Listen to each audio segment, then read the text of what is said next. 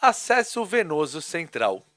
A técnica para obtenção de um acesso venoso central é essencial no tratamento de muitos pacientes hospitalizados. Esse vídeo demonstra a técnica de punção da veia jugular interna, da veia subclávia e da veia femoral, com inserção do catéter através da técnica de Seldinger e suas variações. A punção de um acesso central é indicada em diversas situações. Impossibilidade de punção de veias periféricas, monitorização hemodinâmica, introdução de catéter de marca-passo cardíaco ou Swan-Ganz, administração de soluções hipertônicas, cáusticas ou irritantes, suporte para a infusão rápida de fluidos durante ressuscitação, hemodiálise.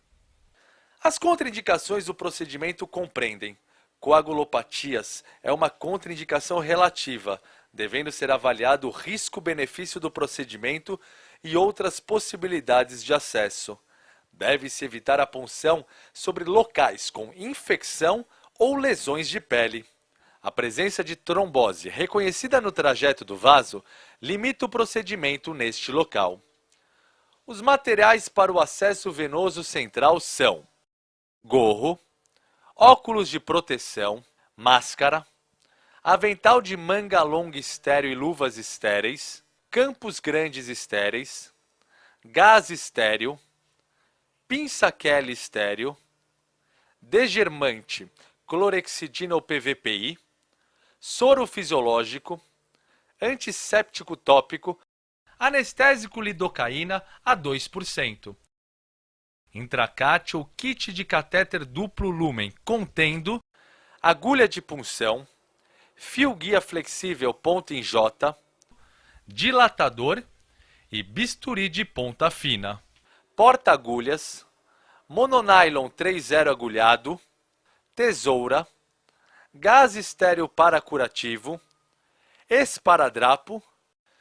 Existem inúmeros tipos de catéteres venosos centrais. A escolha deve ser baseada na indicação do acesso, avaliando as medidas e velocidades de infusão possíveis com cada tipo. Em relação à técnica de introdução, encontram-se dois tipos de catéteres. Primeiro, catéter introduzido através de agulha. Após punção, o catéter é passado por dentro da agulha, que em seguida é retirada, ficando fora do paciente, recoberta por um protetor. Segundo, catéter passado através da técnica de Seldinger. Após punção, um fio guia metálico flexível com ponta em J é introduzido por dentro da agulha.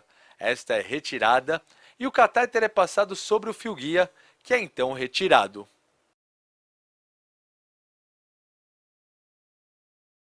Como em todos os procedimentos, devemos fazer a antisepsia das mãos e, após paramentação completa, gorro, óculos de proteção, máscara, avental de manga longa estéril e luvas estéreis, antisepsia ampla do local de punção.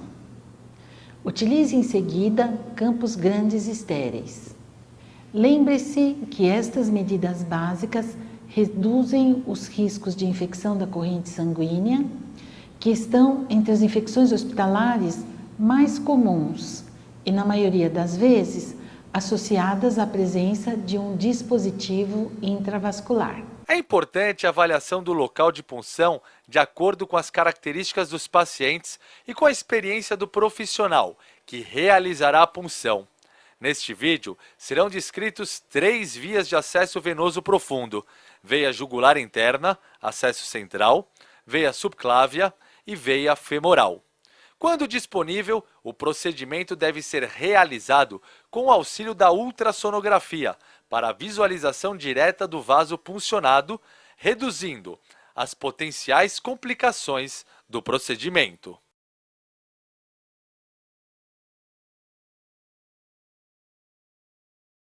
Emerge da base do crânio e corre lateralmente à artéria carótida. Isto é importante para fugirmos desta artéria no momento da punção. A jugular corre em posição medial ao músculo esternocleidomastoideu, na sua parte superior, e em seguida posterior ao triângulo formado por este músculo, juntando-se à veia subclávia, bem acima da terminação medial da clavícula. Posicione-se na cabeceira do leito. Coloque o paciente em posição dorsal, com a cabeça virada para o lado contralateral à punção. Realize o procedimento padrão de antisepsia. Coloque campo estéreo fenestrado.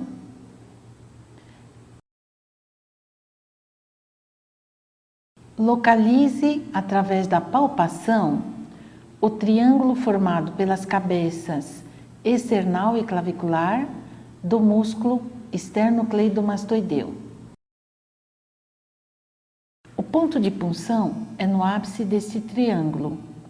Faça anestesia neste local. Conecte a agulha de punção a uma seringa contendo mais ou menos 2 ml de soro fisiológico. Palpe o pulso carotídeo, introduza a agulha no ápice, em direção ao mamilo ipsilateral, em ângulo de 45 a 60 graus, aspirando-se a seringa, até observar o refluxo do sangue.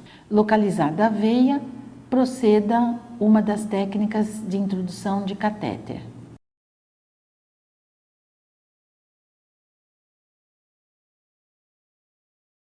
Ela começa como uma continuação da veia axilar, na borda lateral da primeira costela e cruza sobre ela. A veia continua atrás do terço medial da clavícula e mais adiante une-se a veia jugular interna para formar a veia braquiocefálica. Posicione-se na lateral do paciente. Coloque o paciente na posição dorsal, vire a cabeça para o lado contralateral à punção. Realize o procedimento padrão de antisepsia. Localize o ponto de punção na junção do terço médio com terço medial da clavícula. Palpe a fúrcula external. Coloque o campo estéreo.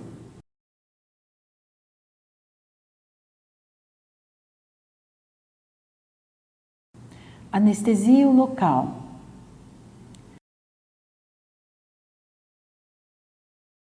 Segure a seringa e a agulha paralelos ao plano frontal. Posicione o bisel da agulha em direção caudal para que no momento da introdução do catéter ou do fio guia por dentro da mesma, isto ocorra em direção à veia braquiocefálica. Introduza a agulha medialmente e em direção à fúrcula external, por baixo da clavícula, aspirando a seringa até ocorrer o refluxo de sangue.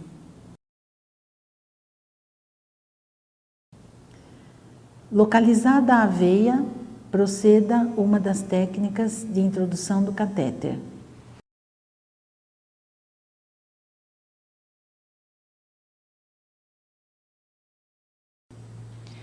A veia femoral se encontra medialmente à artéria femoral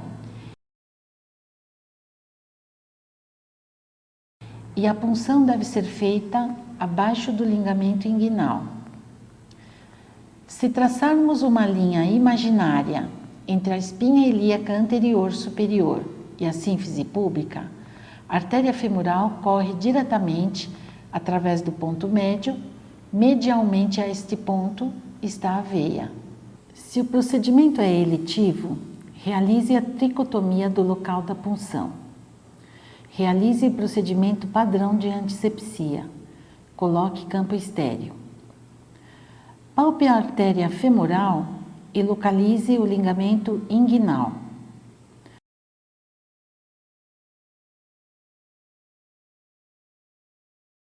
No ponto situado a 1 centímetro medialmente ao pulso da artéria femoral e a 1 a 3 centímetros abaixo do ligamento inguinal, faça a anestesia local.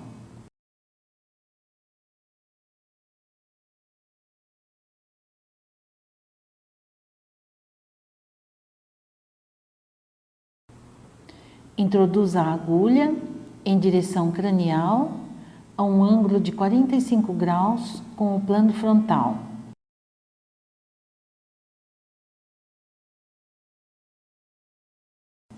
Aspirando a seringa até observar-se o fluxo do sangue. Localizada a veia, proceda uma das técnicas de introdução do catéter.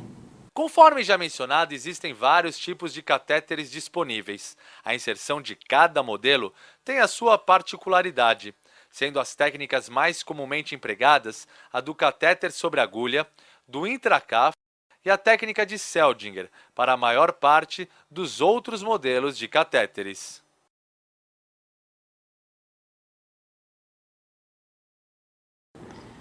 Uma vez localizada a veia, segure firmemente a agulha e retire a seringa. Introduza o catéter.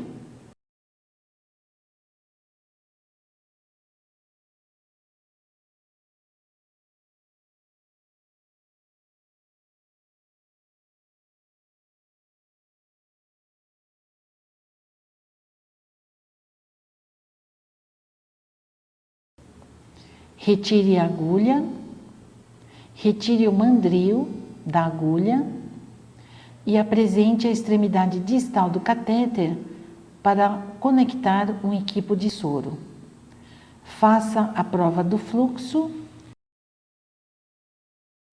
e, após, observe o refluxo de sangue, confirmando a inserção do catéter na veia.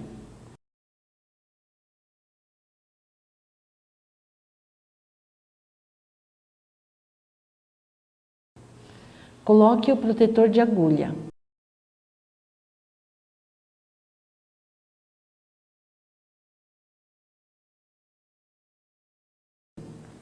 Com o auxílio do mandril, estime a posição da ponta do catéter, que deve ficar na junção da veia cava superior, aproximadamente segundo o espaço intercostal.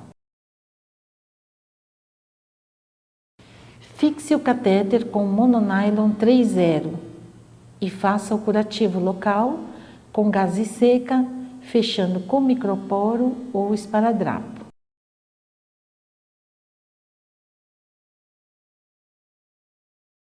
Após a punção, um fio guia metálico flexível com ponta em J é introduzido por dentro da agulha. Se houver qualquer resistência neste momento, o fio guia deve ser retirado e a punção deve ser reavaliada. Após passagem do fio guia com sucesso, a agulha deve ser removida. É de extrema importância que a extremidade externa do fio guia esteja durante o tempo todo na sua mão, impedindo que o mesmo seja perdido dentro da circulação do paciente. Faça uma pequena incisão da pele com lâmina fina de bisturi.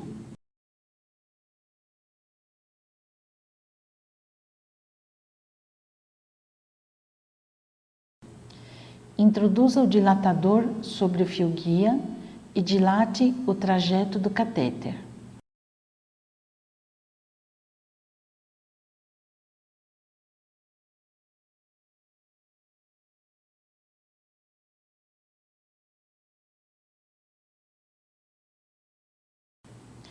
Retire o dilatador mantendo ainda o fio guia.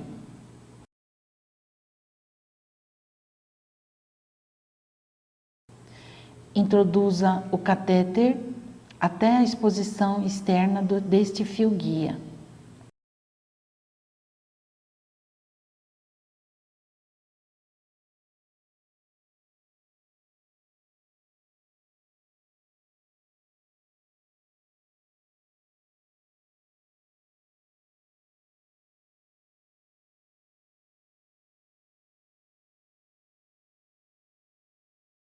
Agora, retire o fio e conecte um equipo com soro, observando-se o fluxo de sangue pelo catéter.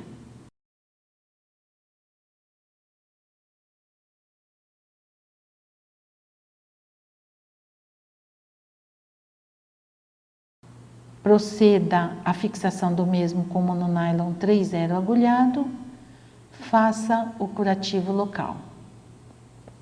Após a passagem do catéter venoso central e durante toda a permanência do mesmo, deve-se manter curativo com gaze seca no local da inserção.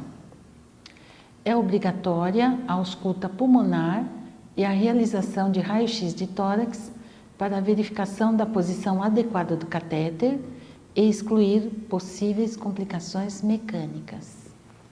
Complicações: punção arterial, pneumotórax, hemotórax, infecção, embolia gasosa, edema pulmonar de reexpansão, arritmias cardíacas.